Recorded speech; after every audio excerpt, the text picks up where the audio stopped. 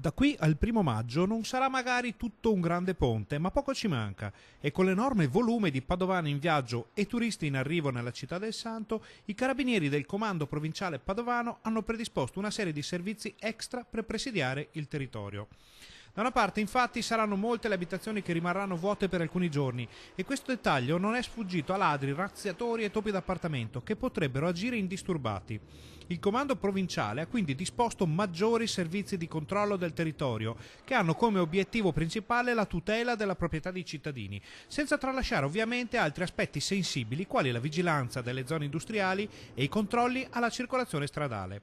Perciò, oltre al personale di tutti i reparti della provincia, saranno disponibili i militari del 4° battaglione carabinieri di Mestre e altri in forza alla compagnia di intervento operativo. Un elicottero del comando di Belluno fornirà la copertura dall'alto in supporto alle attività dei reparti territoriali. Tutti però dobbiamo fare la nostra parte per non agevolare il lavoro ai ladri. Qualche consiglio? Chiudere bene porte e finestre, magari attivando l'allarme.